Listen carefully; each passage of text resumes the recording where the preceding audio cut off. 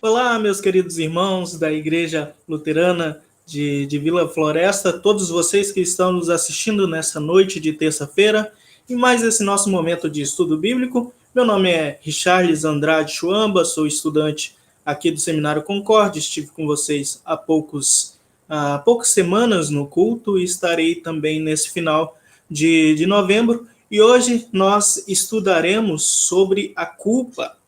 Esse é um assunto que tem me tirado os cabelos, eu já estou sem agora, não porque eu estou afundado em preocupações de culpas, eu posso estar, mas não posso revelar muita coisa, mas porque, estou brincando, né?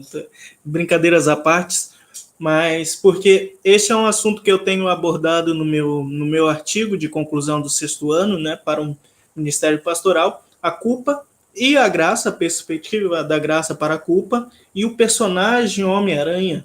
Será que esse personagem do mundo cultural traz algo para nós que nós podemos aprender com ele? Ou ele ensina como nós podemos lidar com a culpa?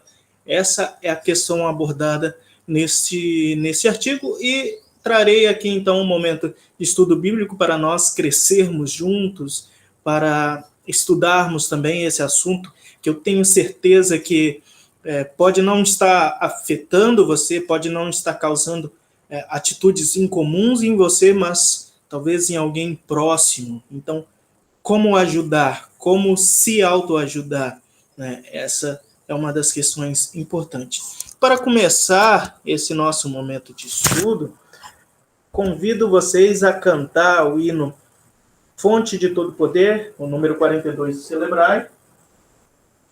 Vou tocar, cantar aqui, minha voz não é tão bonita, mas eu acho que dá para quebrar um galho.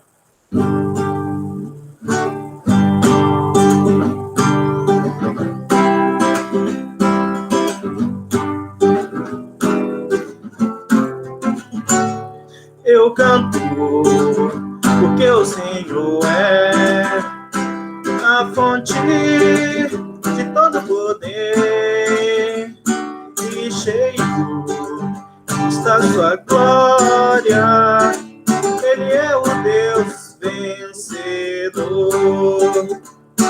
Eu canto porque o Senhor é a fonte de todo poder, cheio está de sua glória.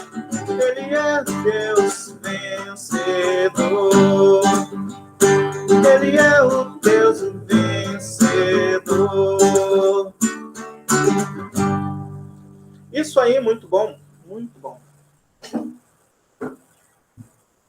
É bom iniciarmos com um momento de música, porque dá uma descontração, faz a gente, né, se soltar um pouco mais e ir direto então para o assunto.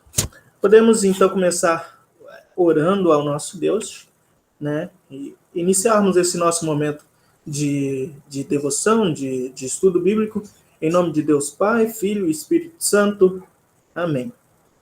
Querido Deus, nós te agradecemos por estarmos todos nós reunidos, cada um em sua casa, cada um através da sua tela, smartphone, computador ou até televisão, né? Esses modos modernos que nós temos de nos reunir, de estudar a palavra, de estudar coisas do dia a dia, para que nós, através da palavra revelada, falada, anunciada por seus mensageiros, nós possamos crescer e estar sempre firmados na tua palavra, e estarmos também firmes na fé que tu nos opera em nós através do Espírito Santo.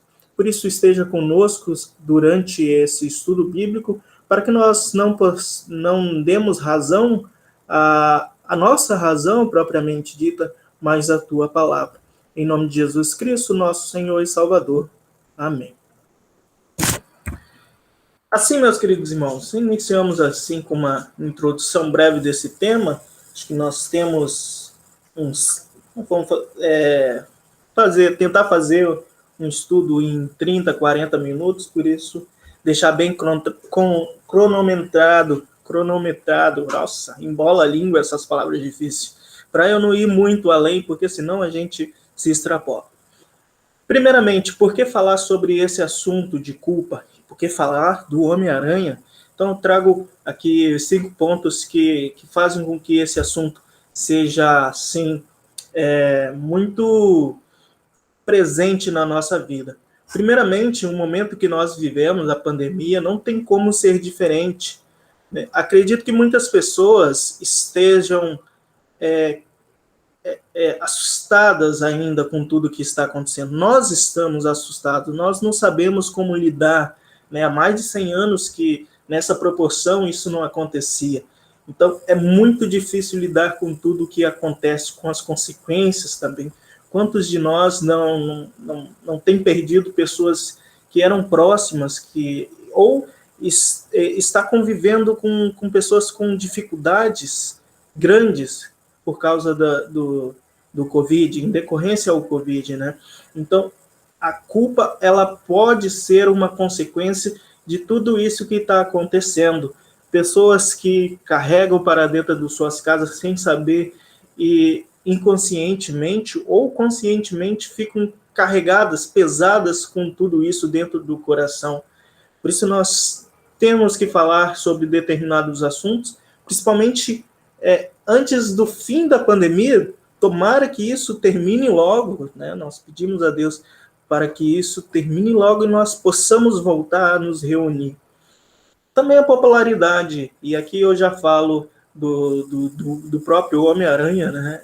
Uma pesquisa que foi feita pela Google, né, acho que foi no ano passado, 2020, revelou que o Homem-Aranha é um dos heróis mais populares do mundo, assim, de pesquisa mesmo. 48% das pesquisas são só do Homem-Aranha, falando em heróis, né?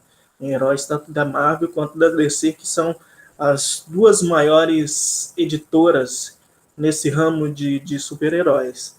Né? E aí o campo fictício, ele aparece aqui porque a gente projeta no imaginário, e aí eu estou falando da imaginação, do campo das ideias, né? Esqueci o nome dele. Enfim, quando lembrar eu falo o que eu estava pensando aqui agora.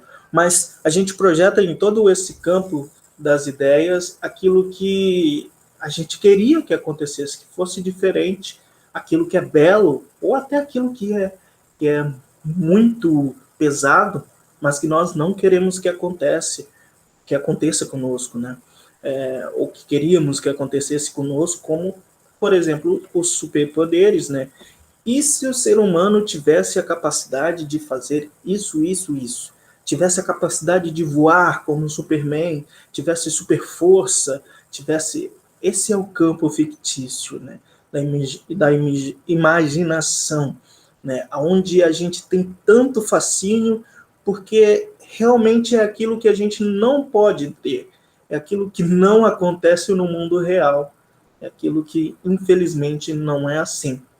Mas a gente tem muita empatia, principalmente com esses personagens que são, como o Homem-Aranha, são gente como a gente, né? Pode assim dizer, né? Quando o Stan Lee e o Jack Kirby, eles criam um personagem Homem-Aranha lá em 1960, 62, mais ou menos, né? Em 62 é a primeira aparição, em 63 vem a primeira revista com Amazing Spider-Man, sendo escrita aqui no Brasil, sendo divulgada aqui no Brasil como o maravilhoso, eu acho que é o maravilhoso Homem-Aranha, ou The Amazing Spider-Man também, mas a partir de 67, mais ou menos.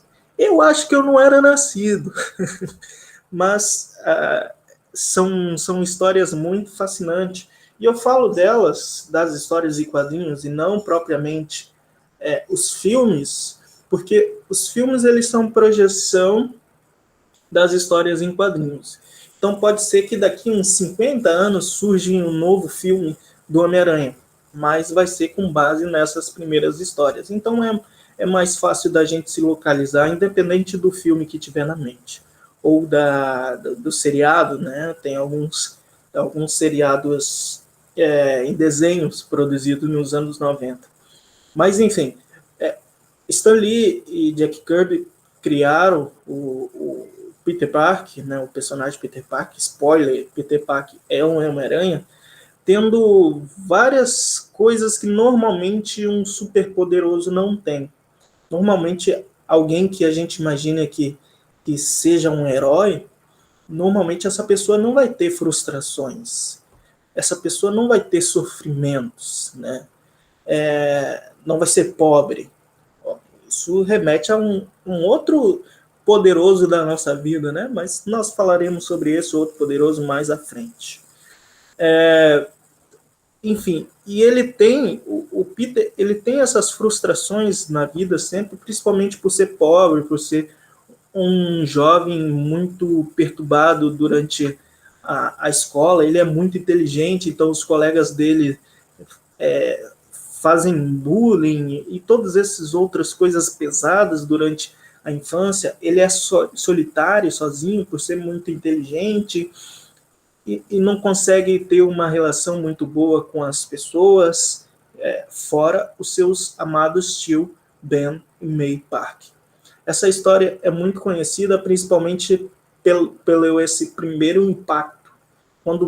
Quando Peter, e aqui eu já estou falando da história de origem dele, quando Peter, o Homem-Aranha, recebe os seus poderes, e aqui nós voltamos para o imaginário, né, uma aranha que foi modificada geneticamente, né, nas primeiras histórias, a aranha ela não foi modificada, mas ela foi exposta a raios, né, essa história foi escrita ali nos anos 60, quando estava acontecendo ainda a Guerra Fria, né?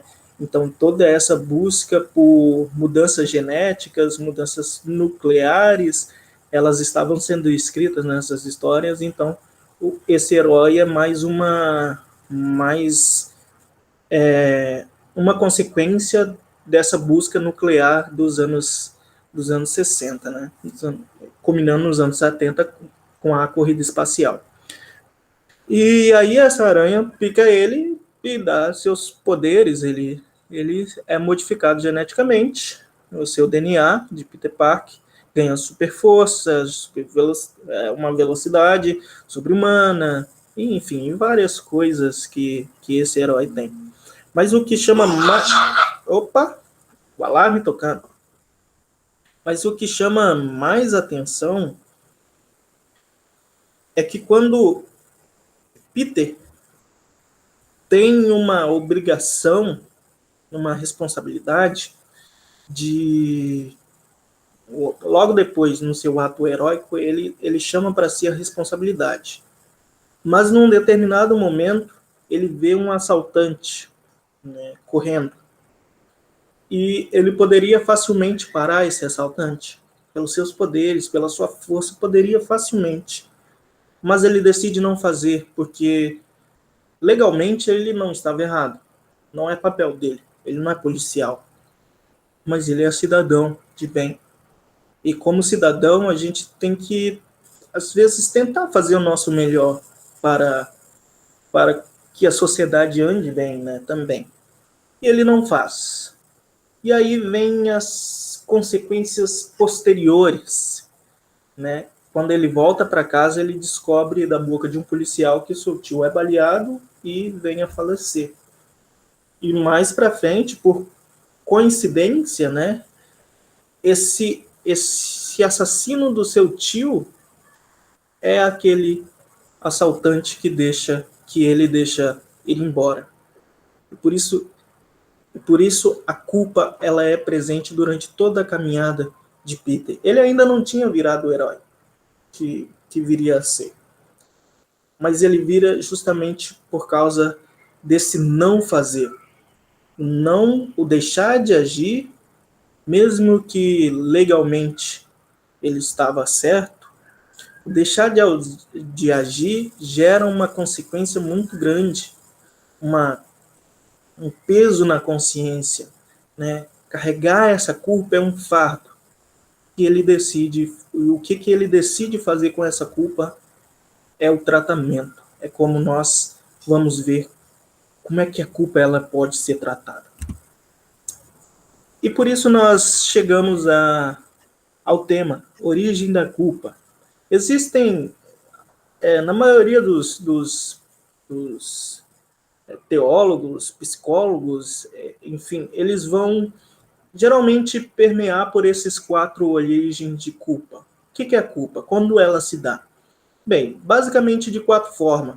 A forma legal, que surge nas violações das leis sociais, como atravessar o sinal vermelho, né, roubar algo valioso, né, mesmo sem remorso, mesmo que nunca venha a ser apanhado. Nessa categoria, a culpa é consequência dos atos legais, dos atos diretos. Né? Quando alguém quebra uma lei imposta pelo jurídico, então essa pessoa é basicamente culpada, e aqui não tem muito o que dizer, apesar de termos aí muitos advogados que conseguem, por vezes, né, dizer o que é a lei, e aí tornar a pessoa como é que fala? Inocente era a palavra que eu tinha esquecido. No segundo sentido, existe a culpa teológica.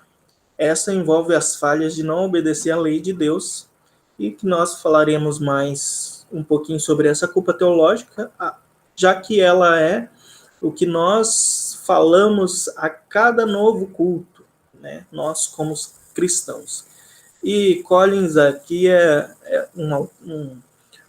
um grande teólogo que escreve sobre aconselhamento pastoral, e é uma das principais fontes aqui sobre esse estudo. A culpa pessoal também acontece quando o indivíduo viola os próprios padrões ou resiste aos apelos da consciência. Alguém que toma uma decisão de entrar numa rígida dieta por conta própria, não propriamente por causa de um profissional, se sentirá culpa quando desliza dessa decisão. Né? Assim, não houve uma violação de uma lei, nem também desobedeceu a lei de Deus, mas há um sentimento de culpa. E, por consequência, a pessoa pode recorrer a várias autocríticas, e aqui nós temos o que a culpa causa, né? Quando a pessoa se sente culpada, que é o ponto. O problema não é ter culpa propriamente. O problema não é sentir a culpa, mas é como nós reagimos a ela. Né? Se nós a reagimos de forma muito severa, muito exagerada, né? E o que isso pode levar?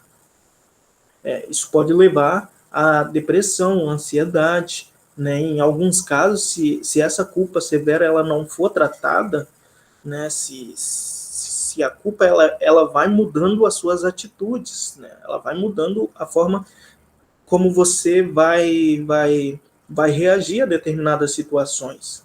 Às vezes é simplesmente na defensiva, né? Quando alguém vai te perguntar algo e você já se defende. Não, desculpa, não foi isso que eu... Isso também não é tão saudável quando é demais, né? É muito exagerado, né? Tudo precisa ter equilíbrio. Também, por último e não menos importante, é a culpa social que surge quando nós quebramos uma regra que não está escrita, mas é socialmente aceita como válida. Se alguém aparece pedindo ajuda, você pode não ajudar, né? Nem sempre você precisa ajudar. Mesmo não sendo legalmente culpado, socialmente talvez possa não ser a melhor escolha. E como principais julgamentos, consequências podem surgir os julgamentos ali daquele grupo, da sociedade, enfim, do meio que você vive. Então, esses quatro aspectos da culpa, né? É difícil falar sobre o assunto, por isso nós recorremos a um personagem muito amado como Homem-Aranha, né? Muito conhecido como Homem-Aranha. Mas é difícil também falar sobre o assunto por causa disso, porque não é simplesmente assim que acontece. Não é como uma doença. As doenças também são tem toda a sua complexidade, né? Mas, aqui está a gripe. Os sintomas da gripe são esses. Você toma esse remédio ou toma esse chá e sana, e sara, cura. Mas a culpa não, né? A gente precisa saber o porquê daquilo. A gente precisa saber como isso se iniciou, todos os sintomas que estão acontecendo, para aí sim tratar da melhor forma. E não apenas uma forma de tratar. E isso se dá muito porque a gente não é simplesmente tem um falso ensinamento, né, de que se você é cristão, se você tem fé, nada vai acontecer contigo. Isso não é verdade. Não é esse ensinamento bíblico. Também não se dá aqui na CUP. Se você é cristão, né, nós não precisamos mais pregar lei para você, só evangelho.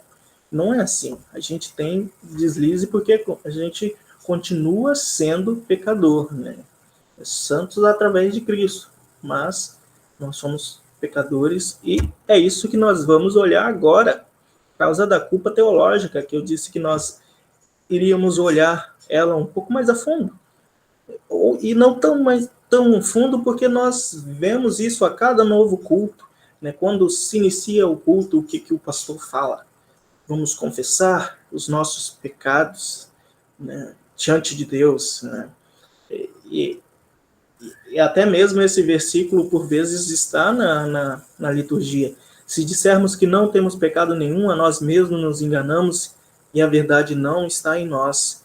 E isso é verdade. E tem um porquê disso. Porque nós somos descendentes de Adão e Eva, e aqui nós falamos, está aqui lá no último ponto do slide, né, pecado hereditário, mas eu vou falar dele logo. Né, nós temos confessado, né, na liturgia luterana, na confissão luterana, que existem duas formas do pecado existir nos seres humanos. Não duas formas, mas duas facetas do pecado, que é o pecado original e o pecado atual. O original e hereditário, o hereditário, é aquele que nós dissemos que nós somos descendentes de Adão e Eva, e por causa da queda, por causa da desobediência de Adão e Eva, então todos somos pecadores. Nós pecamos porque somos pecadores, e não o contrário, né? Por causa de um só ato, então veio a condenação para todos, né? Assim continua o texto de Romanos, né? Então, esse é o pecado hereditário, né? Isso não quer dizer que nós somos pecadores por natureza, no sentido de que Deus criou o pecado. Não é isso. Nós éramos perfeitos na criação, mas a partir da queda, então, toda a criação, né, reflete a partir do pecado, né?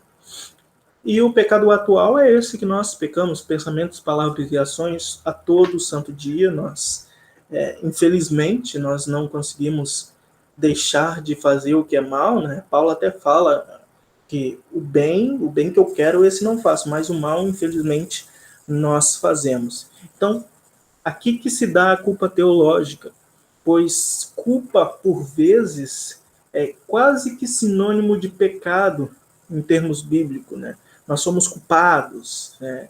Essa é a forma como o texto bíblico fala sobre o ser humano, né?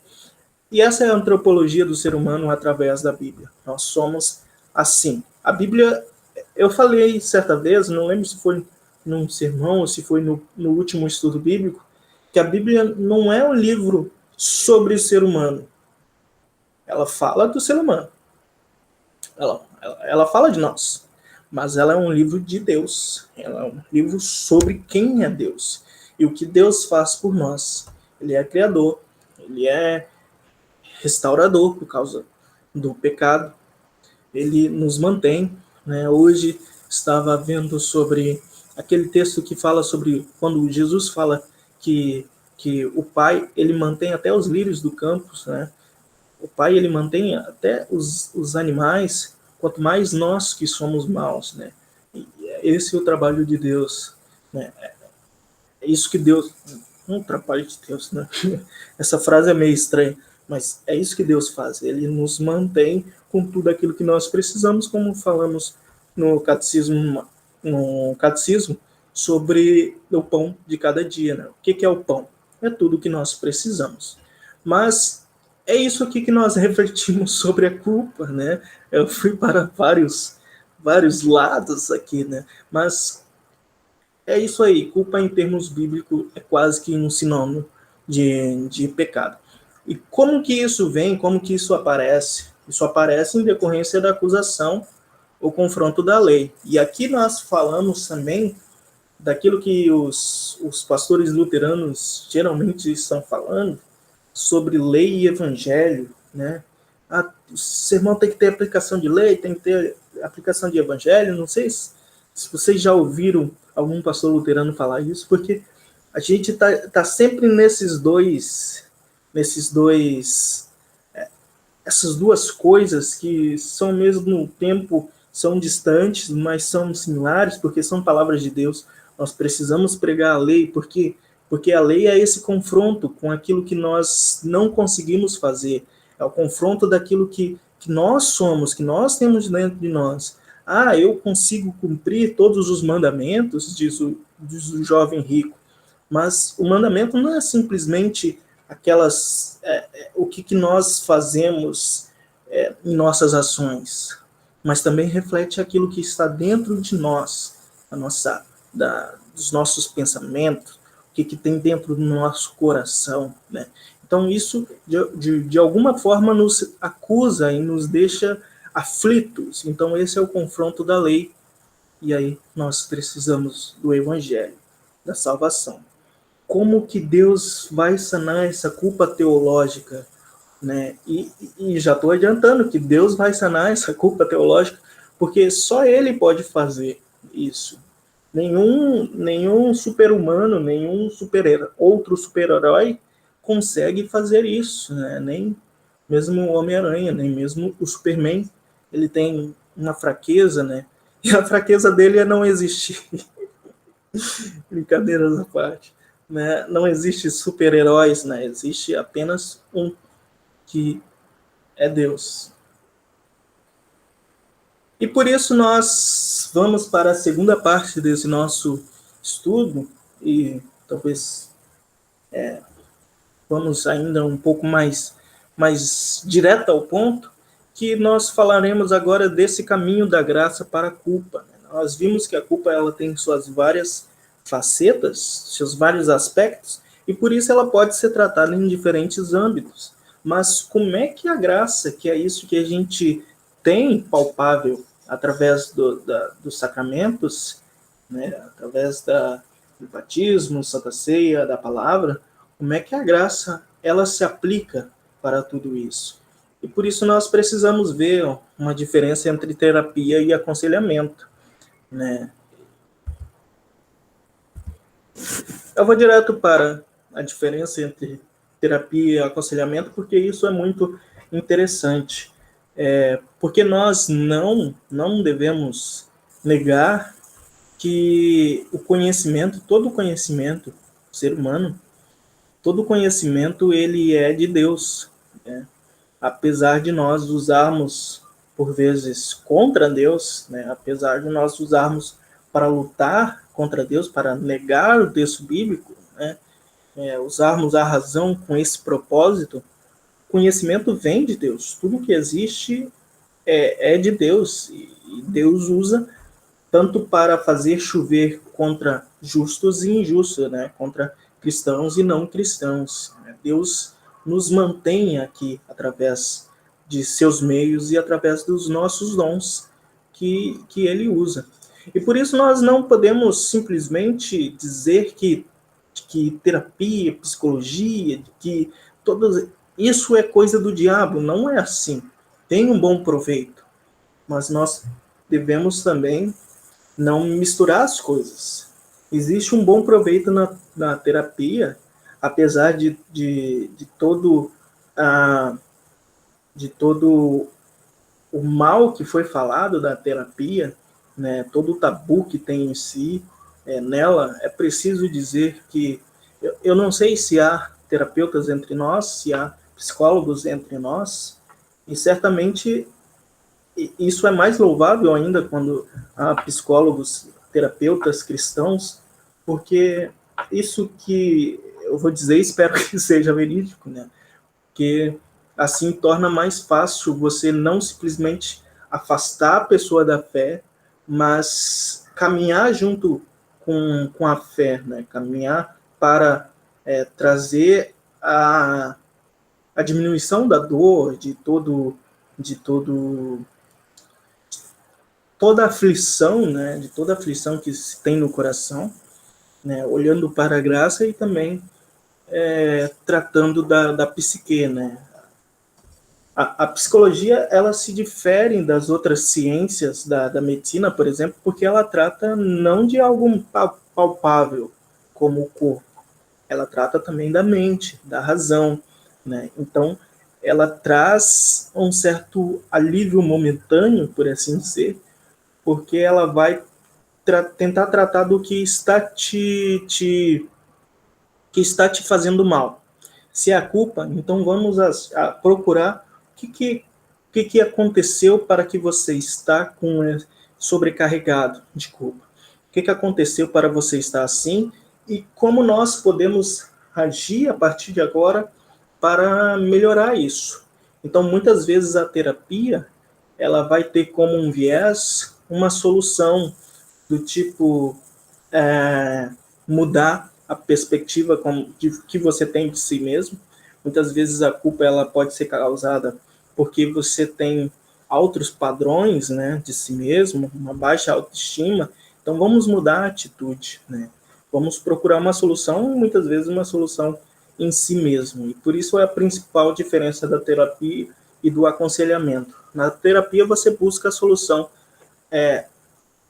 em si, por assim dizer. Você vai mudar os seus padrões, você vai mudar as suas expectativas, você vai mudar a sua rotina, você vai procurar praticar alguns esportes. Espero que eu não esteja sendo muito simplista, mas é para mostrar uma certa diferença, porque no aconselhamento o pastor o pastor ele não precisa ser terapeuta, ele precisa olhar para Cristo e mostrar Cristo para pessoas. Então ele mostra aquilo que está além de nós, aquilo que nós não conseguimos na razão humana, aquilo que Deus nos traz como solução, que é Cristo. E por isso, os meios da graça. O que é graça? Graça é a essência do ato salvífico de Deus mediante Jesus, que ocorreu na morte sacrificial deste, como também em todas as suas consequências no futuro e no presente. Resumidamente, graça é aquilo que Cristo nos revelou através de sua morte e cruz. Que nós somos salvos, perdoados, que nós somos redimidos. Tudo aquilo que o pecado traz, a saber que é a morte, né? A consequência do pecado é a morte. Isso foi redefinido. Há uma nova roupagem, há uma nova lente, né? E a lente é olhando para Cristo, pois Cristo é esta solução, uma solução que nós, como seres humanos, não conseguimos. Cumprir toda a justiça, isso não é possível. Isso foi possível em Cristo, por ele não ser pecador, ser homem e Deus, ou Logos encarnado, como o texto bíblico de João vai nos mostrar, né?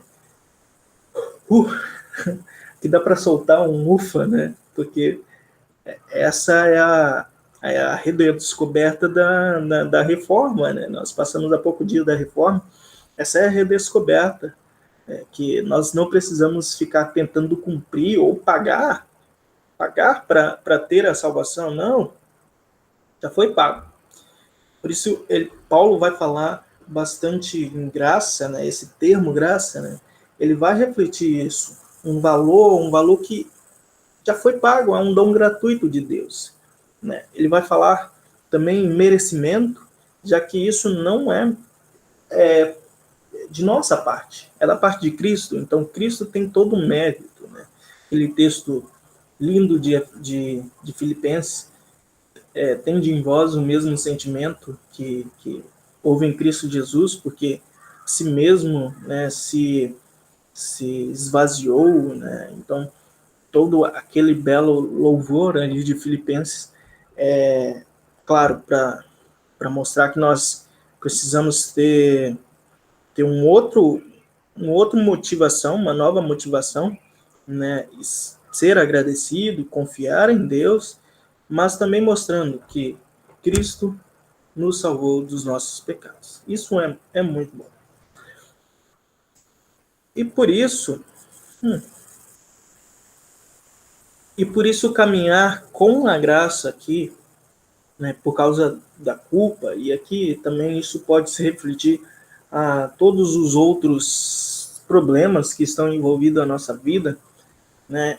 O caminhar com a culpa é simplesmente ter uma nova ótica, uma nova atitude, né? Tem aquele texto de Paulo que Paulo está sofrendo com um espinho na carne, então por 3 vezes ele pede para Deus para aliviar a sua alma, para lhe dar uma nova, para curar aquilo que ele estava sentindo. A gente não sabe o que é ao certo o espinho da carne, né? Tem várias teorias para isso, mas a resposta de Deus é muito simples: a minha graça te basta. E aí Paulo viu nisso uma nova perspectiva, uma nova atitude. Não é que ele decidiu que essa graça que passa para Paulo, essa graça ela não vai curar aquela ferida momentânea, né? Mas ela vai curar aquilo que é maior, ou seja, a condenação, né? Vai mudar isso. E com essa nova ótica, ele pôde aguentar as dores desse mundo à espera de algo que é glorioso, que é a restauração de todos os males, né? A restauração, enfim, nesse sentido de que os males já não haverão mais e virá uma nova vida a partir do ato de Cristo, né? Então a mensagem da graça, ela traz isso, alívio, ela traz perdão, e perdão é aquilo que nós estávamos dizendo antes, que não tem na terapia propriamente dita. E por isso nós podemos caminhar junto com a terapia. Não simplesmente a igreja virá um centro de terapia, né, mas virá um centro que anuncia o perdão. Porque culpa em Peter Parker, por exemplo, né, e aqui nós voltamos para o Homem-Aranha, a culpa é esse sentimento que pesa o coração, em que ele não consegue mais fazer nada sem pensar: eu fui falho, eu fui humano, eu não consegui fazer, pessoas acabaram sofrendo por causa dos meus atos. Então, qual é a mensagem que precisa ser anunciada? É uma mudança de atitude? Talvez isso pode trazer um alívio momentâneo, talvez isso pode trazer uma felicidade, uma alegria naquele momento. Mas precisa de algo mais, algo mais. E essa mensagem é o perdão anunciado. Olha, você foi perdoado, né, por ter falhado, por não ter feito aquilo, né? Você foi perdoado, né? Alguns teólogos até vão dizer que às vezes é difícil aceitar o perdão. Até porque às vezes a gente ouve: você está perdoado, mas isso não vai mudar o sentimento que eu estou tendo nesse momento, né? Nós podemos até dizer: não, eu estou me fiando a esse perdão, né? Até porque a gente ouve o perdão, mas o mundo não muda, né? E a gente pode sentir que as coisas a gente pode sentir as coisas balançando, tá? Não estou me sentindo meio perdoado e tal, mas nós podemos confiar de que esse perdão é verdadeiro por causa da palavra nos revelada, por causa dos sacramentos, da Santa Ceia que nos é oferecido a cada novo culto, e aos poucos isso pode ir mudando a nossa perspectiva, né? Confiando nesse perdão, né? Por isso que é preciso haver um arrependimento diário, porque o mundo é pecador, nós também somos, e nós caímos a cada novo dia, nós pecamos. E aí nós precisamos sempre ouvir: você é perdoado, você é perdoado, em nome do Pai, do Filho e do Espírito Santo. E aí, aos poucos, nós podemos nos convencer disso. Por isso, todo esse trabalho de, de aliviar a culpa, todo esse trabalho de procurar uma solução, é um trabalho de formiguinha. Não é indo nenhuma consulta com um terapeuta, não é indo nenhum aconselhamento com um pastor que tudo vai mudar. A gente precisa sempre estar em contato com a palavra de Deus, em contato com o pastor, em contato de profissionais, para que a gente possa parar de tomar aquelas atitudes que seriam esquisitas, que seriam incomuns, e passar a agir de maneira mais saudável com tudo que temos, que somos, e aceitar então que só a graça te basta, só a graça, que é então uma salvação, a cruz. Chegamos mais próximos do fim, e eu termino então dizendo aqui quais são a solução que o Peter Parker encontra para a culpa, né? Que é uma solução não muito boa, e que aqui nós podemos então nos comparar, né? E aqui nós podemos olhar para o personagem, para uma história em quadrinhos, e dizer: cara, isso não é muito saudável para um ser humano. Talvez a gente não tenha que agir assim, ou talvez alguém que eu conheça possa não agir assim também. No caso dele é a compensação, né? É claro que nós não somos super-heróis, então aquilo que ele faz, que é salvar todo mundo a qualquer custo, né? Custo de qualquer ambição pessoal, né? O seu relacionamento também fica abaixo de qualquer coisa, né? Ele vai salvar o mundo independente do seu relacionamento, independente do seu casamento. Ele pensa: será que eu posso casar, né? Depois, né? Talvez, será que eu não vou ser responsável com ela? Então, esses são os questionamentos que ele coloca para si, porque a compensação não é o melhor caminho, né? A compensação, tipo, eu falhei aqui, então eu vou fazer aqui. Isso não é o melhor caminho. Nós precisamos buscar alguém que vai nos ouvir, nós precisamos buscar um amigo, falar, né? Colocar tudo para fora. Nós precisamos buscar a palavra de Deus, o pastor, né? Um psicólogo, né? Para poder sanar o que está nos causando, né? Colocar tudo para fora, desabafar, né? E todos os outros meios legais, todos esses outros meios são importantes para a cura, né? Para a mudança de atitude da culpa. Então, basicamente, resumidamente, esse é o nosso estudo de hoje, em que falamos sobre culpa, falamos sobre graça, falamos sobre pecado, e principalmente falamos que Jesus Cristo é o nosso Salvador, e é aquele que nos dá a cada novo amanhecer mais uma oportunidade de agradecer por tudo que ele faz por nós. E por isso, né, convido a vocês, onde vocês estão, a orar ao nosso Deus e agradecer por tudo que ele fez por nós. Assim nós oramos. Querido Deus, nós te agradecemos porque mais uma vez refletimos aqui sobre esse assunto que tem causado aflição para muitos de nossos irmãos e irmãs, sobre nós mesmo.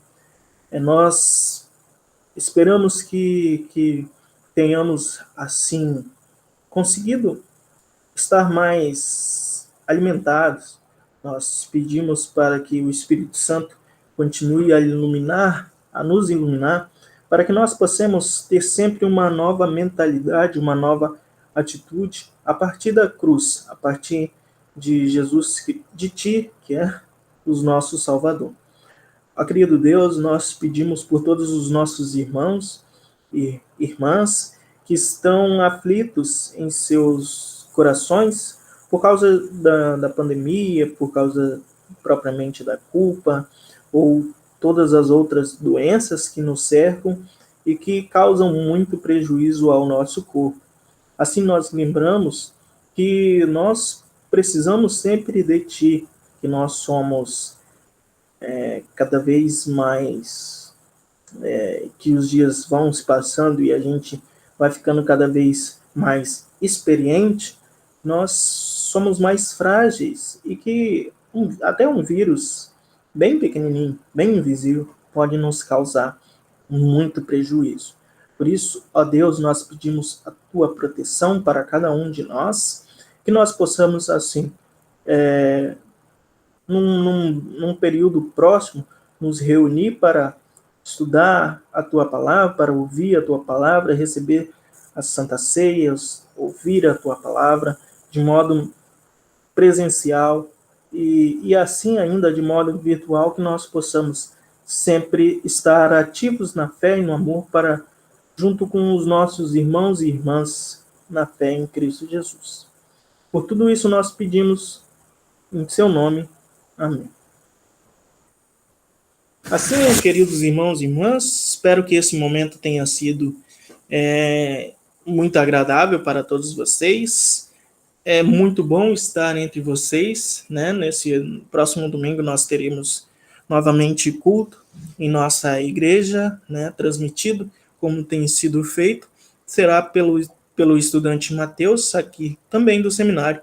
Por isso que Deus abençoe a todos vocês, dê uma ótima noite de terça-feira e uma ótima semana também.